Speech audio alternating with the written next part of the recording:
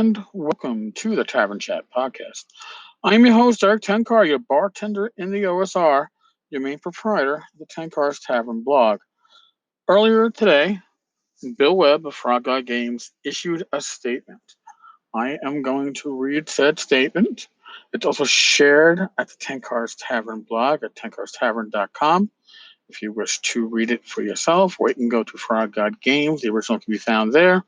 I will include links to both the blog and the Frog God Games direct link in the show notes. I'm issuing, I'm going to do this reading without comment, without editorializing. Pure read. I think it's newsworthy. That's all I'm saying. Statement by Bill Webb. Bill Webb here. I am one of the principals of Frog God Games. I have been at the center of a controversy stemming from a series of events that took place at PaizoCon nearly 2 years ago. For the most part, I have declined to take part in the many, often heated discussions of these events. But given the strong feelings, opinions, and rumors on the internet concerning the events of that day, myself and my company, there are some things I need to say. I want to start by taking ownership of my own bad actions. On the day in question, I acted unprofessionally towards a colleague, BJ Hensley. I was overly familiar with Miss Hensley and acted in a gender dismissive fashion. To be specific, I put an arm around her shoulders and called her sweetie. That behavior was and is not appropriate behavior towards a colleague, and unless one is very familiar with someone and has their consent to speak to them in that manner, that kind of conduct is never appropriate. Unfortunately, that was not the end of it. When we were out for a cigarette, I offered her one by holding my cigarette pack out towards her so she could take one. As was my habit, I had my room key in the sleeve of the cigarette pack so that I would not lose it. I now can imagine how that must have looked. I had absolutely no intention of giving the impression that I was positioning Miss Hensley. In fact, my wife and kids were present at the con, and my wife would have responded very poorly to additional guests in our hotel room. However, that does not excuse my mistake. I can see that my actions with the cigarette pack could be taken as a pass. I am deeply sorry for making BJ uncomfortable.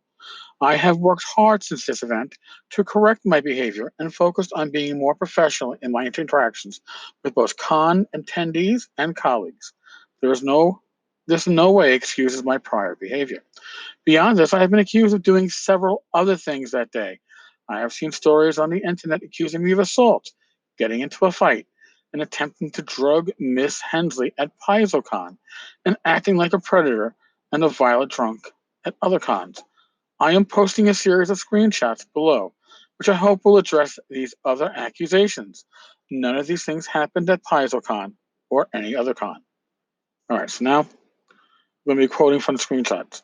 Crystal Frazier. To my knowledge, Bill has never hit anyone. The confusion became because the report said that someone was injured stopping him, but that was a case of I am not in any physical shape to confront the drunk and injured my arm pulling him away, not Bill being violent. Crystal Frazier again. And the con where this happened did ban him after a few more hours. He just gets invited to other cons where he's free to act like a creep. Secret Gamer Girl. Ha! I might have crossed wires here thinking of some other creep. Could have sworn there was part of that story where someone witnessing the drink spiking thing took an elbow to the face or something. But then I'm also getting all of my info secondhand. Crystal Frazier. Yeah, absolutely none of that happened. Next tweet. BJ Hensley. 3. Period. While I believe the original warning given was meant to be generalized in nature, to my knowledge, no one's drinks were spiked at PC. I believe that is PaizoCon. There were some guessing as to whether or not a smoke I was given that morning was laced with something, but nothing was ever proven. Back to Bill. The company decided a while ago that while I'm at a convention now, I am always accompanied by another Frog God Games associate, which is a policy I agree and comply with. At the end of the day, I accept full responsibility for what happened that day and accept the consequences. All that I can do is try to be a better person. What truly has been the worst part of the aftermath of the incident with BJ are the attacks on Frog God Games. I am just one of many people who work for the company. None of the other people at Frog God Games had anything to do with this incident, and none of them have ever conducted themselves in such a poor fashion. They are all perfectly decent and respectful people. It saddens me that they have had to pay for my poor actions from years ago by having our projects attacked by third parties. Many of these projects I have nothing to do with, yet my colleagues must continue to endure their company being disparaged because of my poor behavior. I am not asking for anyone's forgiveness here. I acted like an idiot that day. That is the full truth of the matter. I am deeply sorry. At this point, all I can hope for is that, with regard to this incident, is that people will form their opinions of me and Fraud God Games based on the truth and my actions, and not on the basis of rumors and fictional accounts created to fit a desired narrative. Thank you, Bill Webb. All right, folks, that's it in completion.